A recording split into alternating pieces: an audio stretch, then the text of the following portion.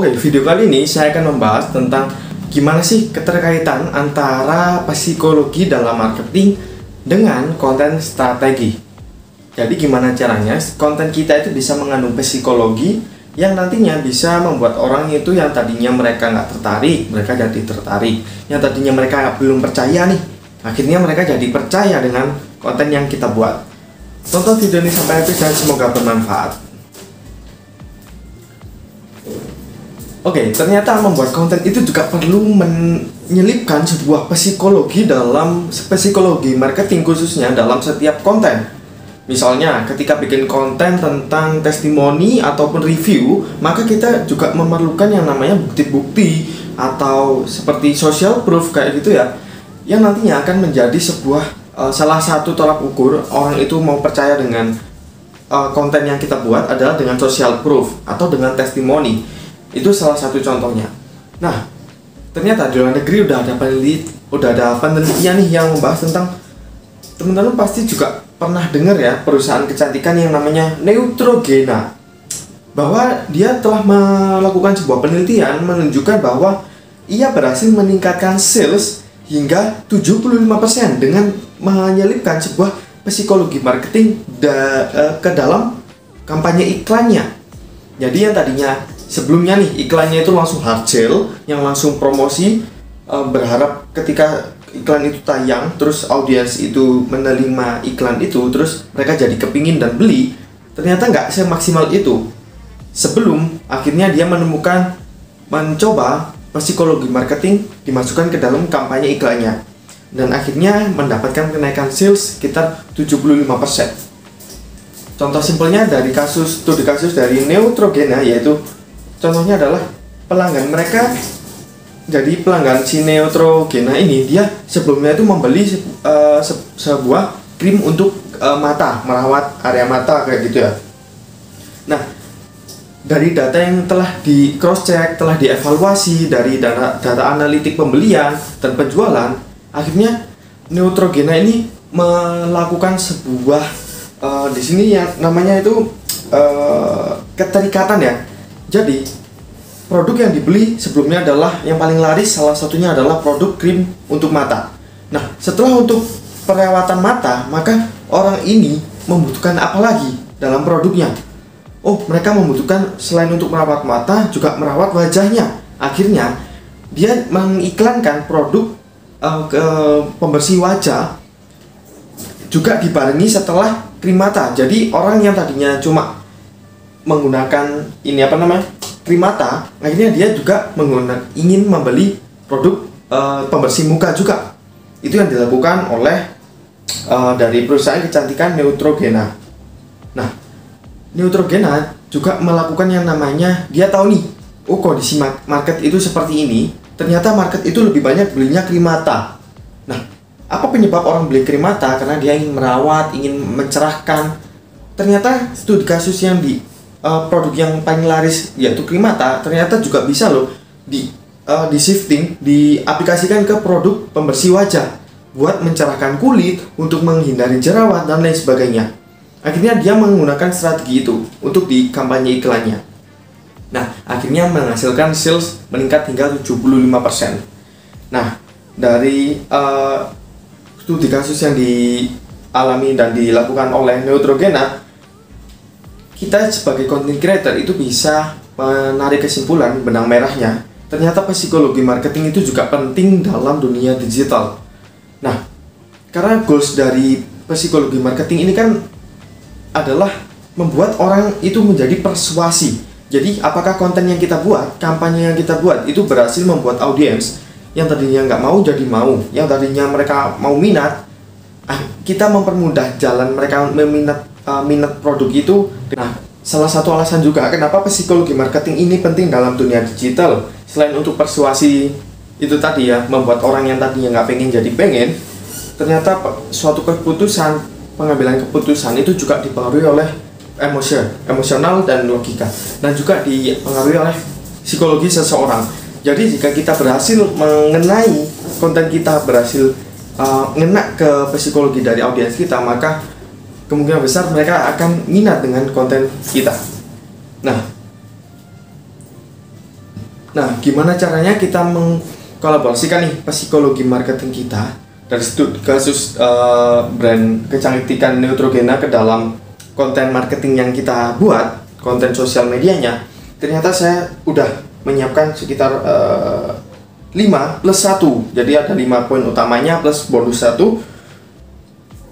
kunci yang bisa teman-teman jadikan. Jadi ini kita mencoba akan menerapkan psikologi marketing yang dilakukan dari kampanye iklan yang dilakukan oleh perusahaan kecantikan Neutrogena ke dalam konten yang kita buat. Nah, ada 5. Yang pertama yaitu create content relatable. Nah, kalau dalam studi kasus perusahaan kecantikan tadi kan relatable-nya adalah produk. Setelah produk krim mata, yang relate lagi dengan produk krim mata itu apa? Oh, pembersih wajah. Oh, produk ini, produk itu. Jadi akan memiliki kesinambungan satu sama lain. Nah, maka konten kita juga harus bisa relate nih. Oh, kondisi market seperti ini. Oh, ternyata mereka membutuhkan konten-konten ataupun solusi berupa misalnya tutorial memasak telur dadar. Kita membuatkan konten itu yang relate dengan problem yang dialami oleh market.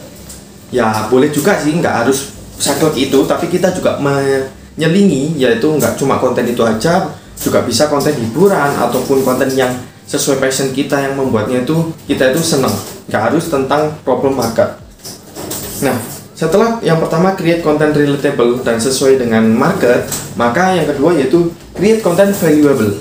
Nah, ketika kita membuat konten yang relatable, pasti kita harapannya membuat audiens itu pergi dari konten kita. Di akhir konten kita, dia bisa mendapatkan sesuatu. Misalnya ketika menonton konten kita tutorial memasak telur dadar, dia bisa mendapatkan value atau bisa mendapatkan pengetahuan baru. Oh, ini loh caranya masak telur dadar. Oh, ini loh aku bisa tahu caranya mengkondisikan kompor itu besar atau kecil, atau seperti apa, minyaknya seberapa banyak, dan value lainnya yang bisa ditambahkan yaitu dengan menambahkan misalnya memberikan bonus berupa ebook gratis berisikan 50 resep untuk masak bagi anak kos berbahan dasar telur, tahu, tempe misalnya kayak gitu. Itu salah satu value yang bisa kita berikan kepada audiens karena dia sudah menyumbangkan kuota internet mereka dan waktu mereka untuk menyimak konten kita. Selanjutnya yang ketiga yaitu create content sustainable. Nah, sustainable ini berkelanjutan seperti yang dilakukan kampanye iklannya dari produk dari kecantikan Neutrogena tadi ya, dimana dia produk yang paling laris salah satunya adalah krim mata. Dia melihat nih, oh produk setelah menggunakan produk krim mata, apalagi nih yang akan dilakukan oleh audiens. Ternyata perilaku konsumen menunjukkan bahwa oh ini loh produk pembersih wajah, pencerah wajah seperti skincare sangat digandrungi dan sangat dibutuhkan. Oh, jadi saya akan membuat produk ini, saya akan mempromosikan skincare ini. Begitu juga dengan konten kita. Ketika konten kita tutorial memasak telur dadar itu sudah, berkelanjutannya seperti apa? Contohnya kemarin telur dadar, oh sekarang ini gimana caranya membuat memasak yang tadinya telur, biasanya anak kos, oh masih ada telur nih, oh ini ada resep memasak dengan berbahan dasar telur lagi. Ciptakan konten yang ngangenin untuk audiens, bikin peluang pasti datang di setiap konten. Oh ini dengan bahan dasar tempe, ya pokoknya masih memiliki kelanjutan satu sama lain. Contohnya kalau di konten saya, misalnya hari ini saya membahas konten berhubungan dengan psikologi marketing yang simple banget, yang bisa diterapkan ke konten-konten kita. Terus next video saya akan membahas tentang copywriting. Nah, copywriting dan psikologi marketing memiliki keterikatan dan berkelanjutan. Karena psikologi marketing salah satunya adalah social proof. Social proof salah satunya itu bagiannya mengandung copywriting. Nah, di next video saya akan membahas tentang copywriting. Contohnya seperti itu. Sekarang masuk ke poin yang keempat yaitu create content yang actionable. Nah, contohnya tadi, ketika kita membuat telur dadar, konten video tutorial masak telur dadar, maka call to action-nya kita clear di belakangnya. Jadi, audiens setelah menyimak konten kita dari awal sampai akhir, mereka akan langsung praktek, langsung mempersiapkan, langsung dicatetin resep-resepnya, komposisinya buat masak telur dadar yang enak. Misalnya kayak gitu. Terus yang kelima yaitu create content emotionable. Nah, gimana caranya kita bisa menghadirkan rasa bangga, senang, sedih, marah, tertawa ke dalam setiap kontennya. Kita menyelipkan poin-poin itu. Harapannya ketika kita menyelipkan emotionable ke dalam setiap konten, audiens akan semakin relate dan semakin nyaman dengan kita. Contohnya ketika teman-teman melihat konten lucu, maka konten itu mengandung emotionable, yaitu mengandung bikin orang terhibur, bikin orang tertawa. Jadi sekarang cek konten teman-teman ini mengandung apa? Bikin orang senang atau bikin orang itu menjadi paham atau seperti apa? Jadi dengan adanya emotionable ini kita bisa membangun kedekatan lebih erat lagi dengan audiens kita. Untuk satu bonus tips lagi, yaitu gimana caranya kita bisa menyelipkan social proof di setiap poinnya. Misalnya di konten yang relatable, kita menyelipkan social proof. Terus misalnya, contohnya ketika membuat konten yang valuable, kita menyelipkan social proof. Ini loh ternyata hasil saya membuat dan memasak telur dadar itu, ini loh hasilnya. Jadi hasilnya ini, hasil berhasilnya ini adalah social proof untuk audiens yang memang masih belum percaya dengan konten ini, misalnya kayak gitu. Jadi ketika melihat konten tutorial masak telur dadar, nggak cuma tutorialnya aja, tapi ada bukti-bukti berhasil yang telah dilakukan kayak gitu. Jadi tinggal sesuaikan aja bidang teman-teman seperti apa. Dan kebetulan banget next video saya akan membahas seperti yang saya jelaskan tadi, membahas tentang copywriting yang bisa kita terapkan. Dan kita bisa menghipnotis audiens menggunakan kata-kata kita yang tadinya mereka nggak mau follow, mereka jadi follow. Yang tadinya mereka nggak tertarik dengan konten kita, akhirnya mereka mau stop scrolling dan mereka mau menyimak konten kita dari awal sampai akhir. Nah, sampai jumpa di lain video, semoga bermanfaat. Saya Agung Hadi Majah, bye.